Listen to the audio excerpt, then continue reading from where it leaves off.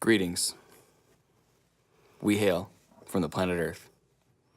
I am Justin Haas. This is DVD. We're going to speak into your ear holes about music and philosophy. This is Sound Mind. How you doing today? Doing wonderful. Got my coffee. Yeah. Fighting a little cold, but Yeah, punching it's in the all right. face. It's all right. Been in Arizona, kicking it. In Yeah. Sedona, Arizona, Flagstaff, Grand Canyon. That's pretty fancy. Yeah, I was there for about 5 days, and was fighting a cold when I went. And it's weird. I got back, and the first night I slept here, it was like just extra boogery, Oh, that's super gross. congested. Hey. We're gonna start this off like we left off the last one. Yeah, it's congestion. Congested. I have a feeling that it's probably wetter here. You know, the air is more moist. That might have Yeah. been a contributing factor. Very much, I think. Crazy though, Flagstaff was 18 degrees at night.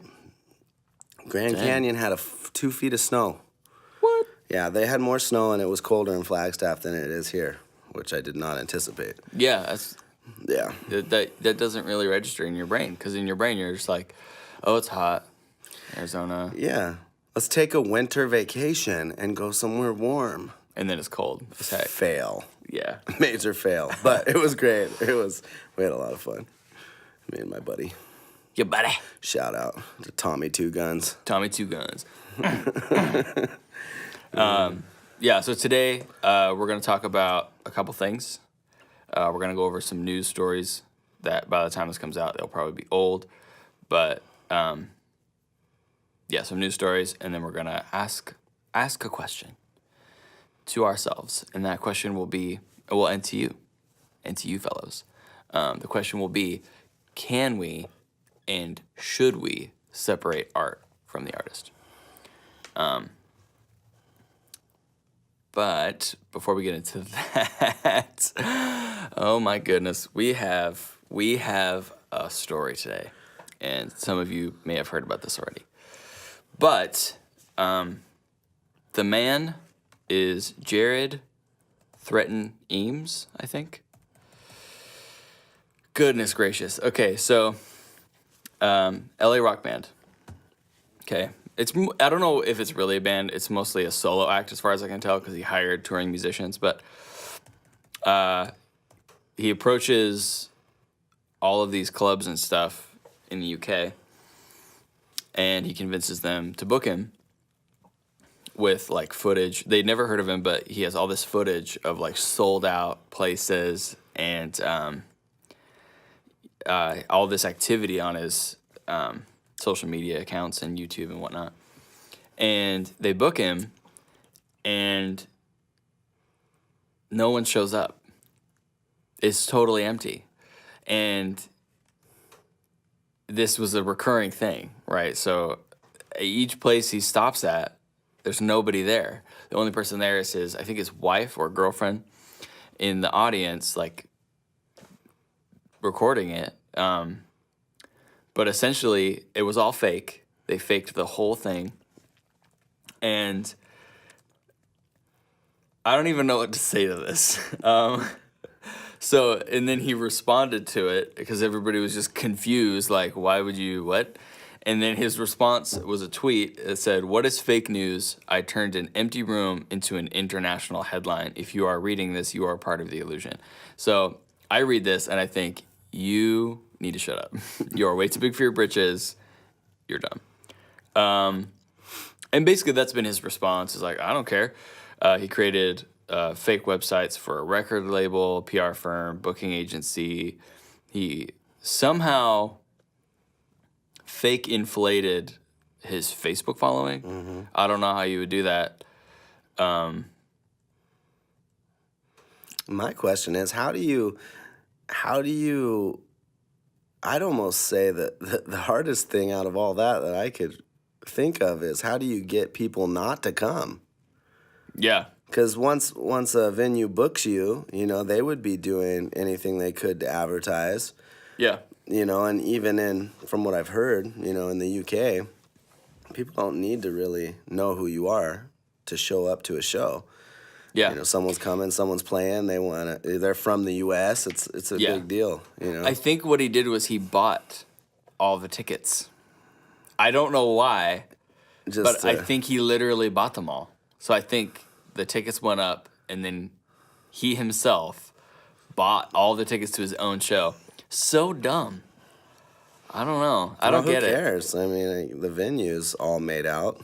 I mean, they made their money if he bought all the tickets. That's true. They were just kind of confused. Like, they were just kind of like, no one's here. Like, this is supposedly a sold-out show, but nobody's here. Everybody got the plague. Yeah, we got the plague and died. So that's fun. And I guess his drummer, the drummer that he hired, kind of made a statement about it. I haven't read this yet, but Did they actually like play a set? yeah, Did they have headliners or anything like that? I think that was just them. I Yeah. think it was just their show. Wow. I don't know. It's weird. I don't even know what to say. What do you say? What do you say to this? Heresy. Yeah, what in the heck? Or is it genius? Yeah, so basically, I'm reading this statement from their drummer. Basically, none of them knew that this was all fake. They just started playing empty shows. They only got paid $300 for the whole tour. Yeah. Why would they agree to do a whole tour for $300? Well, I guess they were paying for everything else. They were paying for like hotels and so to him, he was kind of like, "Oh, it's like a vacation And an opportunity to Yeah. Get out So there. they start playing shows, and he's like, "This is strange." Yeah. So he didn't even know. I wonder if the guy like played along. Like, did the guy who planned it all act disappointed when they did their first show and no one showed up? I don't think so. I think the idea was that he just kind of pretended that that was what was supposed to happen, which I guess it was. But yeah, so I guess then that kind of turns into, is that legitimate? Well, what's legitimate mean? You know, how do you define legitimate? I can look it up right now. I mean, I have the technology. All right. Is that legitimate? All right, It's a legitimate prank. that's It's a true. legitimate media stunt. The main definition is conforming to the law or to rules. The second definition is, no, it doesn't matter. Doesn't That really. conforming to the law or the rules, that's weird because I don't think I've ever used that word right in hearing Yeah, that definition. I think rarely. And I don't ever want to be legit. Well, the original, I guess the original word was supposed to be referring to whether or not someone was born in wedlock. Mm-hmm. So you would be born and you'd be like, okay, this child is legitimate because it was all proper and everything. So no, it wasn't legitimate at all. Well, they were following the law, right? They didn't break the law. Maybe false advertising, but they still played a show. They still did what they said they were going to do. Yeah, but he wasn't who he said he was. Yeah, that's true. So- He misrepresented himself, Therefore, but is lying against the law. it's against the rules. So true. I guess it Yeah. depends on who makes the rules, but To me, this just comes across poorly. So I don't know how you feel about it, but for me, it's just...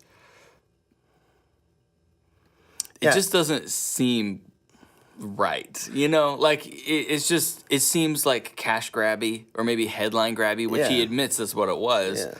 And it just Yeah. play your flipping music. If it's good, people will care, you know? Yeah. Which I know isn't always true, but I think that as a general rule, if you commit to the grind, and that's what artists say all the time, is like, if your music is good and you commit to the grind, like, you're gonna come out making a career out of it, even if you're not like, you know, the most famous star of all time. You Right. might not be like an arena god, Right. but you'll still, you know, turn a profit. yeah. I don't know. What are your thoughts? Well, again, I know we talked about the composer that wrote, that piece of music that was just all rests. Yeah. So there's like no sound actually happening. Yeah. And for me, even when we talked about that, I always think, what's the motive? What's the motive? Is this guy that wrote the rest, is this something he's trying to present to people to actually think for themselves, what is art? Right. That's awesome. I love anything that's going to, raise those questions where this event is doing some of that. But again, was that the motive? Or is he just, hungry for attention and trying to get it any way he can? That's what it seems like to me. Yeah. Because, as an artist, your motive typically is to share your music, right? But here, that was not his motive, or else his actions would have been different. Yeah. Right? He didn't want to share his music. He wanted to make headlines. Yeah. Which, I don't know. It does not feel good. It doesn't. It's just icky. Yeah. Yeah. I mean, I know it's, I just it's said icky, different. It's it's different. I would say, it's funny as a prank. I think it's, I think that's hilarious. And how much money did this guy spend to make that happen? To me, like that reveals motive. Yeah. Because if you bought all the tickets to sell out your own show, it doesn't matter if it was a small club. I mean, you're forking over some money. You paid for all these things to misrepresent who you are. You paid the musicians, you bought the hotel rooms, you got the cars, you got the stuff to get the equipment. I mean, come on. If you spent that kind of money to actually tour, you would probably have a full crowd. Yeah. So That's so it funny. seems like, his motive would be more to, have this big joke on the world, because he could have, if it was about music and art, he could have had a successful tour putting that kind of money into it. Yeah, absolutely. Yeah. I think so anyway. But Yeah. I mean, I can't imagine that being cheap. I mean, even like I said, even just the buying all the tickets. Mm-hmm. If you put all the money that it costs to buy all the tickets just into marketing the area that you were going to do a show, even if you sucked, you'd probably have a full crowd show up. yeah, that's true. Just, a crowd looking for just something to do on a Thursday night or whatever. Yeah. Well, and that's, something that I read recently, it was talking about, and this is kind of a side topic, but it was talking about if you're a musician and you're an artist, tour. Go to other cities, even, outside of your county, but go to other cities even outside of your state. Because they said, when you perform, you're a local musician, you perform in your city, that's just a Thursday night. That's just a weekend. But if you are a musician and you go perform in, say, like, Dallas, and, all these Northwest musicians are performing at such and such in Dallas, now it's an event. You know what I'm saying? Yeah. So it changes kind of like the appeal. You're from out of town, you're coming in, it's a tour. Now we're going to a show, this is an event. When you're a local musician, this is a weekend, this is a Thursday night, this is, this is normal for us. Yeah. And you see that all the time. Like if you go out on just on a weekend, you just go to like a local bar show or whatever. That's the attitude. It's just like, I'm here, I'm hanging out. Who's playing next? Oh, so-and-so? Great, they're going to come up and play. Cool, yeah. We're going to, and then they just come up and they're like, hey, we wrote this song. This is our new song. It's called something. And then they play it, and it's like kind of crappy, but it's like the new song, so everybody's like, whatever. It's like very comfortable. Yeah. It's like very, very, we're just hanging out. There's people getting plastered over there. It's not a very serious thing. That which is sad because I've seen that true with phenomenal bands. Yeah. And they're just killing it up there, and everybody's kind of like, yeah, they're not even into it, and and just you're like, you guys are look at what's spoiled happening. rotten. Man, there was a local artist that that's the exact thing happened. They went up and started playing, and I was like, "What is happening right now?" Because the reaction was not equal to the skill that was being portrayed. And I don't remember her name. I should look her up. Zola's, man, they bring phenomenal musicians into Zola's. That bar, it's a bar downtown. Yeah. And I think every night they have Wow. music starting at like 9. But I haven't been into Zola's very many times, maybe a half a dozen. But every time I have been there, and there's been artists that come, musicians that play, every time I'm like, these guys are great. They bring amazing musicians into play. Yeah. Yeah.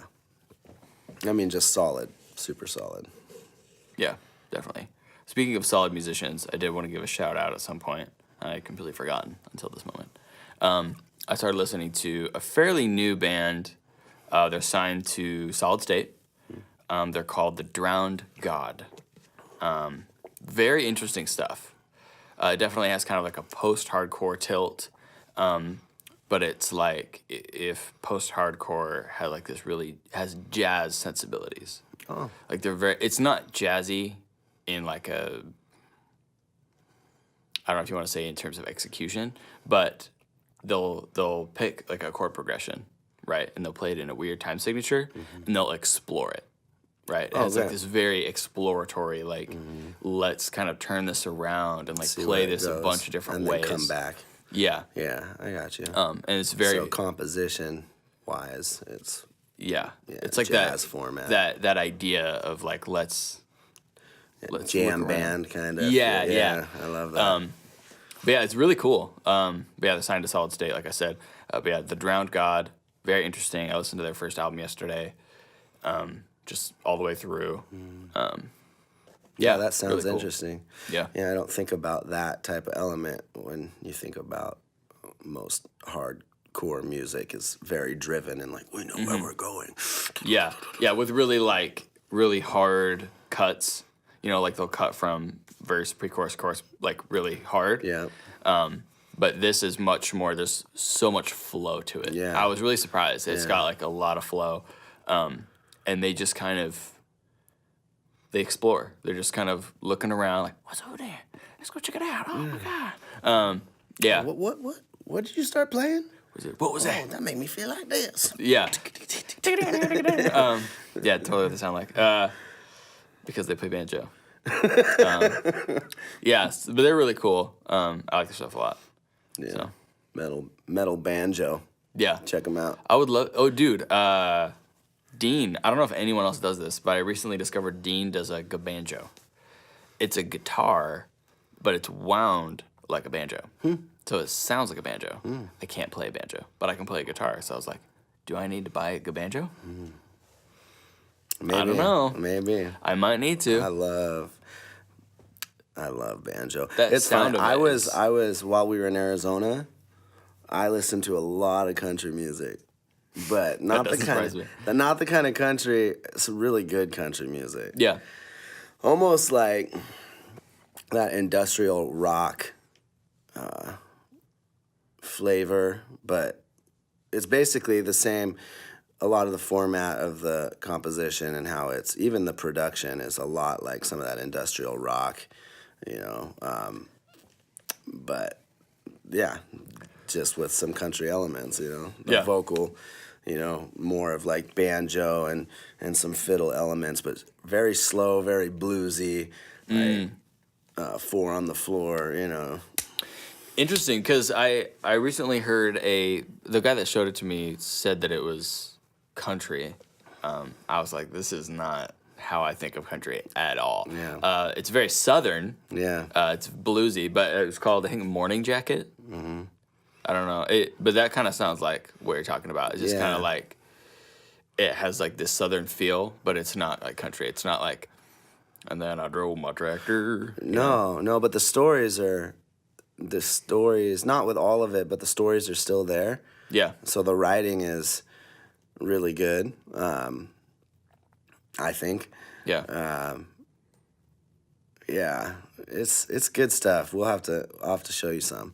And I was Dope. listening to. Have you ever heard of? Oh man, what are they called? I was thinking of you. Maybe it'll come back to me. But I was listening to some other like alternative kind of ambient rock, different than anything I've ever heard. But I liked a couple bands, and then started listening to the stations that came up, and some really cool stuff. Really cool stuff. Some of the vocals reminded me of Maynard from Tool. So it's very, very cool what they were doing as a band, but a lot of the vocals were pretty mellow and produced kind of like this melodic haunting thing that happened, in the back, but you could still hear what he was saying. And Interesting. Yeah. it was cool. Yeah, hopefully the name will come back up to one of the bands, but Yeah. Speaking of country, I do want to do a podcast at some point just completely about Garth Brooks. oh yeah, Because that dude is a weirdo. yeah. I don't know if you know much about Garth Brooks, but I know that he comes here to do a show, and he sold out like 8 times or 7 or 8 times, something like that. yeah, so Yeah. he's a major draw. I know that. I Yeah, mean, no one he's- does that. He's one of the most popular musicians in the world, as far as I understand. yeah, and top selling of all time. Yeah. Yeah, Yeah. Him and Michael Jackson are probably both on that list. Yeah. Yeah. So he and I don't remember, but they were very close on that. Yeah, which is insane because I don't think of him being as like this super accessible musician, but I guess he is on some level. But yeah, at some point, Yeah, just talking about just him. yeah, Oh my gosh, I don't even know where to start, so I won't. But some other time. different place, different time. Yeah. So do you want to break off into the question at hand? Yeah, From now on, we're gonna call it the QAH. yeah. The qua. Let's talk about this qua. Let's talk about the qua. So the qua today is: can we and should we separate art from the artist? I think that's the best way to sum up what I'm saying. And I have this weird thing. Well, let me give you an example. So, I didn't know about all this R. Kelly stuff until I saw a Dave Chappelle bit about it. So that was a while ago. Who, by the way, does a great job just chronicling that whole thing. The Chappelle show is great. Dave Chappelle's hilarious. Yeah, he's really funny. He does this bit, if you're interested in a not safe for work comedy bits. He does this bit about AIDS and monkeys that is highly disturbing. One of my friends recently showed it to me. So, yeah, if you want to be simultaneously highly amused and disturbed, that's a great bit. But yeah, so that's when I first heard about all this. He had like child pornography charges leveled against him at some point, and all this controversy it's kind of coming to a head. Surviving R. Kelly just came out, and it's there's a lot of buzz. So post that, right? So knowing all of that, it's not easy to listen to his music. Oh yeah, and the other thing I was gonna say, he like peed on his audience once or something, like in the front row. Like he just peed all over them. I don't know why I did that motion. Like, And the question is, did they love it? Some fans are weird, know. man. Like, pee on me. I guess sweat. I get saliva on some level, even though they both kind of gross me out. But pee. No. Is that really? No, No, don't yeah. pee on me, dude. Don't Yeah. sweat. Well, yeah, I guess if you're up front, like we're gonna share sweat, all of us collectively. Yeah, that's true. Band and us up in the front. Yeah. Yeah. Pee is a whole new level. Anyway, so that's creepy and weird. But yeah, just it's hard to listen to his music after that, because everything just takes on this weird quality. You listen to it and you're just like, oh, that's Well, yeah, especially specifically with the music he does, R&B. R&B is, in large, a very intimate genre, very sexualized in a lot of ways, and, not all of it. I mean, yeah, it's just, he's gonna be, if you're doing R&B, you're gonna be talking about these intimate, romantic, sexual encounters. And word. if you've got this dirt behind your life, I mean, for me, I'm going to be thinking about that the whole time. Like, ew. Yeah. I don't want to, the really disturbing part is, you're singing songs about girls that are actually interested, but Yeah. the dirt is showing contrary that, you're actually, maybe these girls aren't interested. Yeah. And you're still being aggressive, Yeah. Although I do not want to hear that song either. Yeah. So, yeah, that's a really good question. Trying to think about. I think for me, it's yes and no. With R. Kelly specifically, again, it being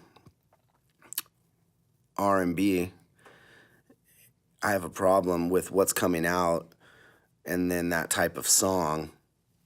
I'm just It definitely, you draw a connection more so than if he was singing about, like, for me, it's kind of the same as,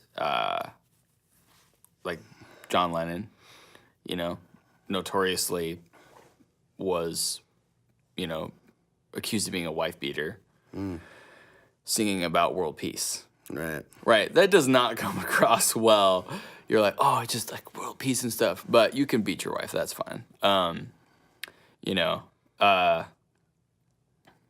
Yeah, it's hypocritical for one thing, but secondly, just knowing what this person is capable of, it definitely takes on a sour note, and for me, that is hard to separate, which is interesting because I don't have a problem reading Mein Kampf, right? Like it's not an intellectual leap for me. Like I read that in school, I think. I don't know if kids typically do that, but I did. But reading it, knowing the type of person that Hitler was, that wasn't hard. It was definitely enlightening on some level. Just kind of, you get an idea of like what the culture was like at the time and like what the image that he was trying to put forward. I wouldn't say that Mein Kampf is art per se. It's more like a propaganda piece. But I didn't have any trouble reading that. Right. But listening to music, written by someone who is, in the case of John Lennon, possibly a wife beater, that is difficult. So I'm wondering why the discrepancy there. Mm-hmm. I haven't quite figured that one out. Yeah, it's a great thing to evaluate, because art in the moment, when you're just taking art for what art is, at least for me, I can see it and suck it in and receive it and think, this is amazing. Yeah. And then later, meet the person that the art was coming from and think, oh, you're kind of a jerk. Yeah. Like, I don't even know if I like you. Yeah. Or, hear rumors or, find out truth about the person's background and then think completely different. But again, if I don't know that ahead of time, the art is just what the art is. Yeah. But I think I've been on both sides too, where I've gotten acquainted with a person or a story or something that I didn't love about the source the art was coming from. Yeah. And it did make me feel differently when that art was portrayed later. Yeah. I had these judgments and these different things toward it, like, I'm not buying that, I'm not eating that, And then it's interesting because on a personal level, as an artist, I know that I've written music, poetry, songs. I've written pieces where I'm putting forth things that I don't feel are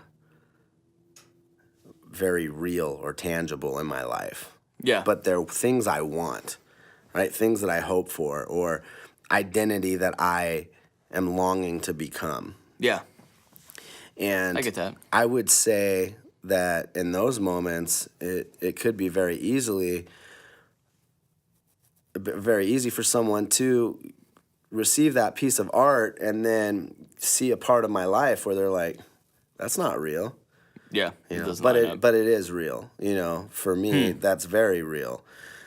I'm not trying to write something to pretend to be something that I'm not.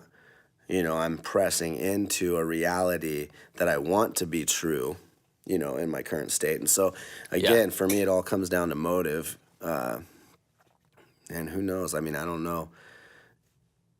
And again, with R&B, it's not, for the most part, most R&B is, it's not like you're wondering what the song's about or, you know, where they're going with this. Not a ton of lyrical depth. Exactly. Yeah.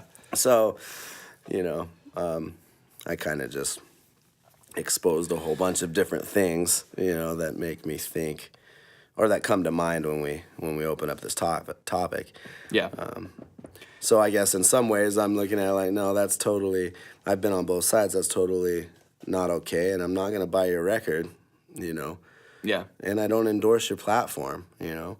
I think you have, you know, R. Kelly's an amazing talent. I think he's got an amazing voice, and some of his, you know, stuff is, you know, as far as in the R&B current, you know, genre of where R&B is, he's been huge and instrumental in being a voice in that. Yeah. But yeah, if you're doing that kind of stuff, I'm not endorsing you, and I don't like the fact that kids are looking up to somebody, especially if they're making mistakes like that and they're not remorseful at all. Yeah. You know, that shows me a part of you that, you know, I don't think we should be endorsing. Yeah, absolutely. And I think another great example, I thought of this while you were talking, but it's been a while since I heard about this, so I might get some of the details wrong, but the first singer for a Christian band called something. I don't remember what it's called.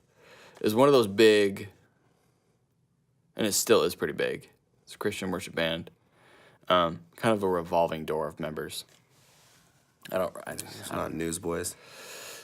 I think so. Okay. I think it was Newsboys. Their original singer recently said that he was an atheist the entire time. And he was just making money, right? He's just like, I don't know if he said he was never a believer or if, like, partway into the process he became an atheist and then just kept writing Christian songs and stuff. How could you go back to that and, like, play it for a worship service? You know what I mean? Right. Because that song that he wrote was not from any genuine place. Right. Yeah. Are you sure it's Newsboys? I'm not. Okay. I don't want to say that for certain. Yeah. I could probably Google it. I mean, Yeah, I don't know check how I would. Well, check Newsboys, you know, previous lead singer, atheist or something. Yeah, it'd be interesting to know who that is, but yeah, exactly. Which, yeah, that brings up a whole nother thing. Ooh. Sorry, I just Yeah. hugely abused this microphone. That's okay. That's my what the shock mounts are for, so it absorbs some of that.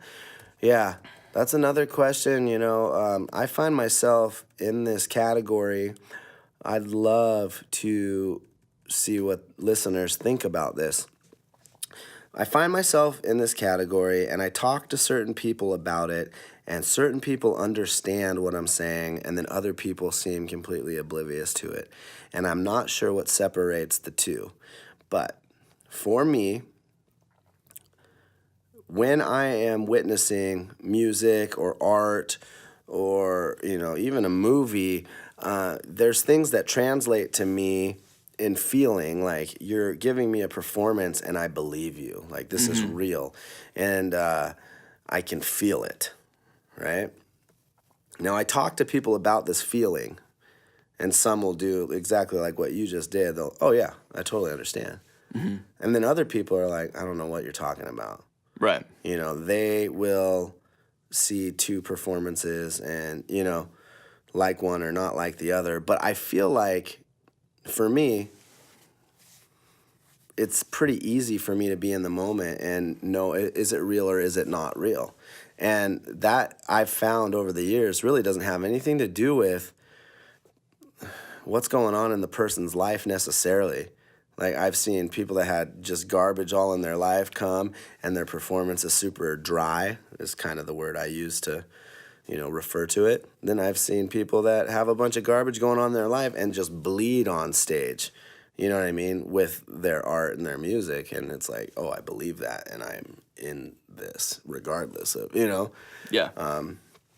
So in response to what you're saying, it's hard for me to think that somebody would not believe something that they're portraying and me be completely blindsided by that. Like, I totally believe you. And then to find out later, it wasn't real. So it wasn't the singer, it was the guitarist. But he was, Newsboys? yeah, but he was a founding member. And so I'm reading this article that he wrote. And basically what he said was, he grew up in a Christian family, but he never really considered himself a Christian. And by the end, I guess it was 2007 when he came out and said, by the way, I'm not about that life. So. And then they replaced him, or what happened after that? Well, he quit before that. So he had already quit by that point. So at the end of this article that he wrote, the truth is, from someone who knows what went on then and what goes on now, the Newsboys aren't as holy as they profess. Turn it to a hit piece there at the end. Instead of wearing a mask of righteousness, they should acknowledge that they are struggling as much as everyone else. Yeah. So That's who wrote that? the founding guitarist. Let me find his name. And what's he? I don't even know how to pronounce that. He's referring to the rest of the band, or the fact that they had him be a part, even though his beliefs were completely different. What's he referring to when he says, you know, this mask of? He's talking about basically his least favorite part of Christianity up to the point when he quit was that there's this idea of like how a band is supposed to act, and so. Wow. As Christians. And so when he noticed that a lot of what people talked about was what they were doing, not their music. Yeah. But honestly, I get what he's saying, but I would say that's true of any popular band. Yeah. Like if you see an Ariana Grande headline, it's probably going to be something she did, not anything about her music, unless her music did something noteworthy, like broke a record or something. It's probably going to be about her as a person, not her music. Yeah. Because there's like a ceiling, right? And at some point you break through it, and it becomes more about you as a personality, as opposed to your music. But I don't know. Basically, what he's saying is he wasn't. How I'm interpreting it is he was never a Christian. Right. He said like he grew up in a Christian home, but he's portraying that he always had doubts and he never really believed what the rest of the band believed. Yeah. Well, yeah, and then he comes out and says that even though they had this mask of righteousness, they weren't as holy as, you know. So to me, ooh.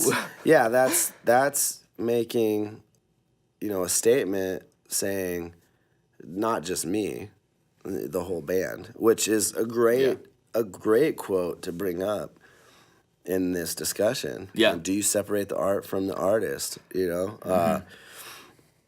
And honestly, I don't know if we're any closer to the answer to that. I don't know. Well, we are kind of dipping into like a more religious aspect of it. Yeah. But it's still very, very relevant. Yeah, I think so. Yeah. But I mean, what's the epitome of, portraying yourself as something and then being completely opposed to it? Just like the John Lennon piece. Hypocrisy, yeah. World peace, beating my wife, which I don't know if that's true or not. I don't know either, but I believe that that's common knowledge now. Yeah. I thought that, what's her name, Yoko Ono? Yoko Ono. I thought she was kind of straight up about it. So what do you think? I mean, because I guess just hearing that, some of my heart or even my mind is like, I think that's a great idea. Like, even like you said, once you get past this threshold, what is it about the media or us as humans that now I want to start focusing on? I'm just going into this stuff. I don't know where I land, but I'm just processing in the moment. What is it about us that all of a sudden wants to be picking people apart once they hit this platform instead of, think about that. Just when you said that, there's not a whole lot of articles or journalists or anybody I know that really does hone in on the music and the art and like where does it come from. It's all about what they do. Like, what did they do in the hotel room? What did they do? Right. For one thing, I think one aspect of it is not everybody listens to music as, I don't know if you want to say as intentionally as other people. Like me and my immediate friend group, you included, I would say are very intentional. Like, I listen to music passively, like I'll put it on in the car while I drive, but I will also listen to music intentionally. Right. Like, I get home and I like pick up a vinyl and I'll put it on, Right. because I want to listen to that one, right? And it's like a really intentional event. It's like, and now I'm going to open up this beautiful tome and and partake. Right. But for some people, it's just like, it's like you just put it on in the background, and it's like, it's absolutely radio culture. It's like it just plays so that there's something happening while you drive, which I forget who.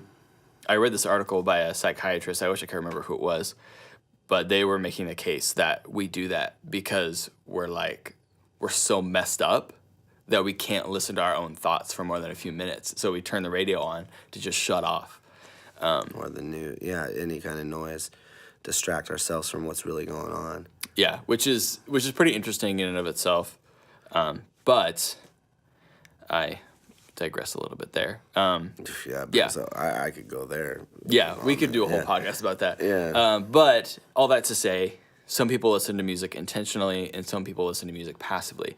If you're the type of person that listens to music passively, you don't really take it apart. Like, you don't really explore it in the same way as someone that listens to music intentionally.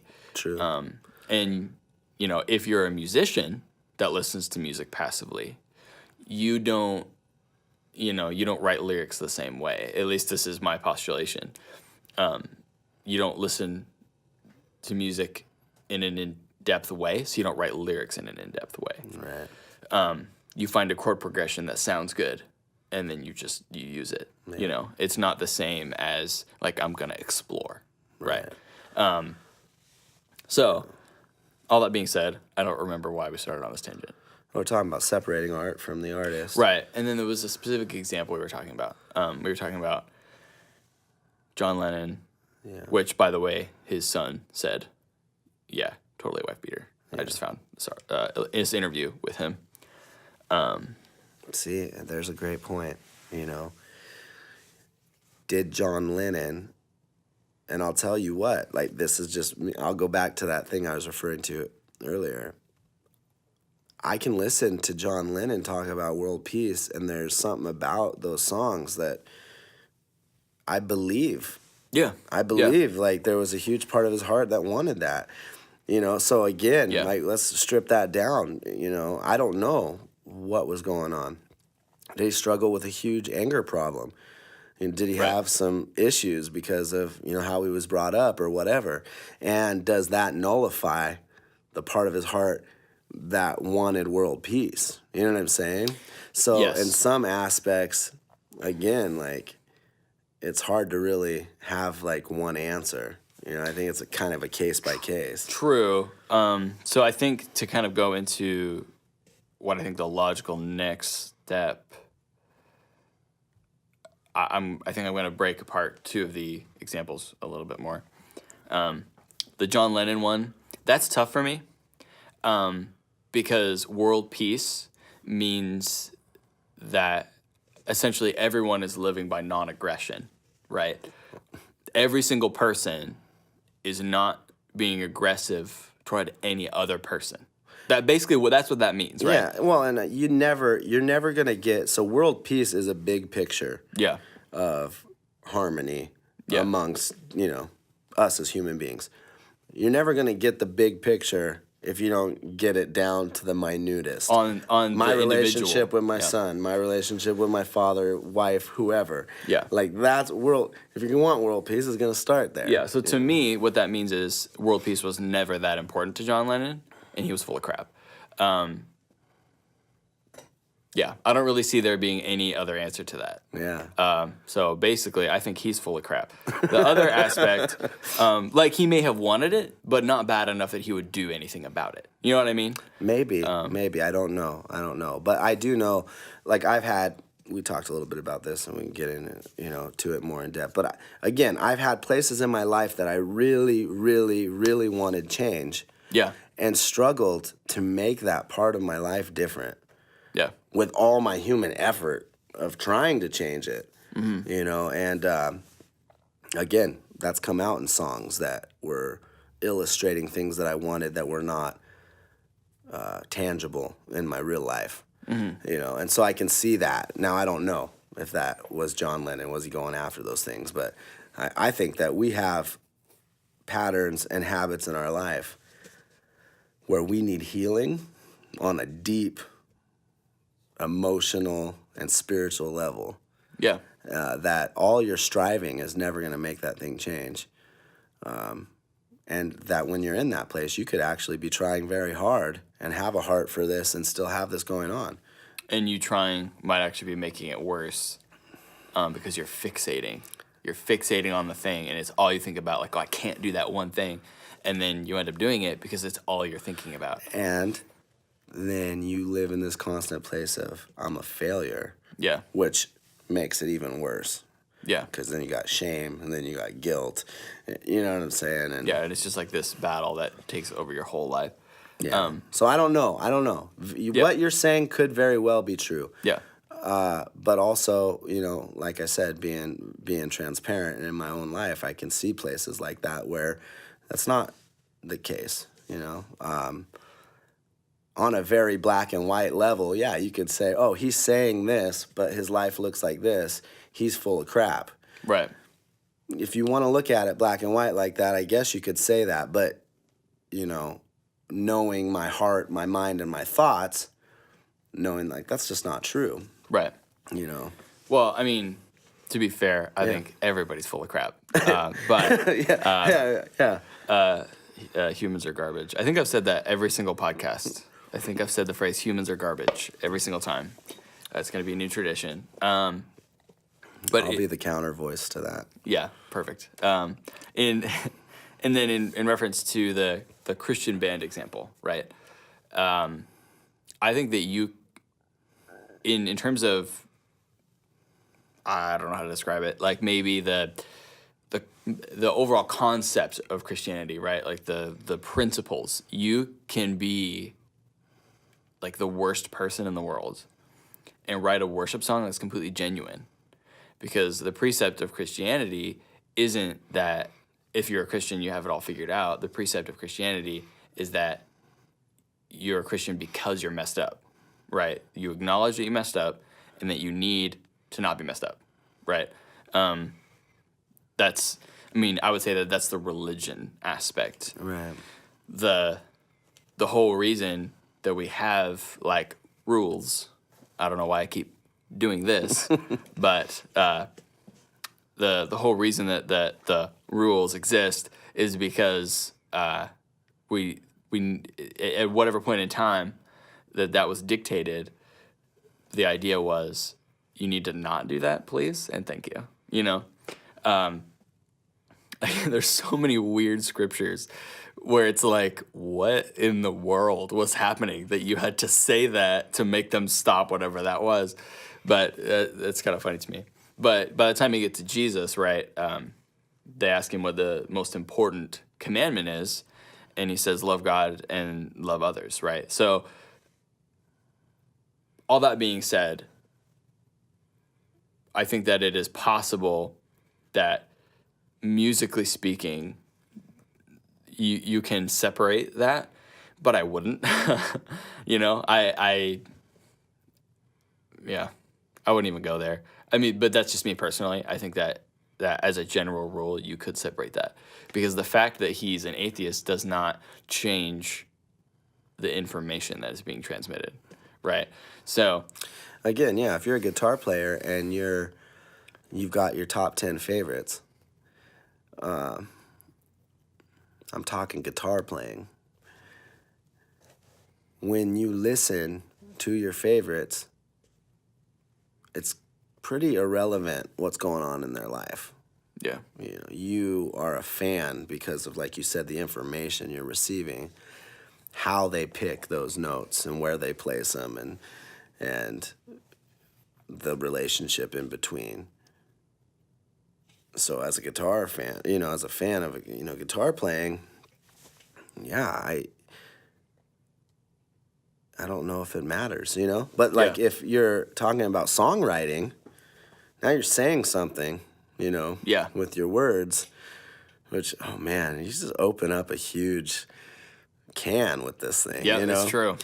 And Now I knew you're I was going saying to. words that have a definitive statement Behind them, yeah. Behind them. Yeah, I would say that music in general is very much emotional. Like there's emotions are being transmitted, but without necessarily a whole lot of context for those Right. emotions. So you might get like, this is sad, right? This is so Right. sad. And it might have like a more specific tint even. Like this is a kind of loss, or this is like regret, right? But lyrics give so much more context, right? So that's an important part of it too. Yeah, because I think, like, for a listener, if you're really a deep listener, there's probably musicians that are so in depth as a fan that they hear a piece of music. I could see myself doing this and say, you communicated this, but now I know this about your life. And I'm talking aside from lyrical content. The way you played and portrayed this music is this feeling. Right. And then you live your life like that. Right. But then, again, the person right next to me could be like, that's not what I got from that music at all. There's no definitive thing in there, right, that says, no, that's this and not this. Now, when you put words to it, now all of a sudden there is. And it's so funny because, like, someone could write the most depressing, like, how could you leave me? Like, now I'm all alone. And you're listening and you're thinking, like, yeah, how could you leave him? How could you do this? And then that person's response could be, well, because he was beating me and because blah, blah, blah, all these reasons that are totally legitimate. And then you're like, oh, well, that kind of ruins the whole thing because you haven't, like, you might be sad, right, that she's gone or whatever, but you're the one at fault. So she should be singing a song about you being a total jerk. Yeah. And worse. Yeah. I haven't decided what kind of audience we're going to have, so I don't know what word to use there. But He's displaying great restraint. thanks. I like downtoned it like 3 times. I was like, "You're a complete jerk." Yeah.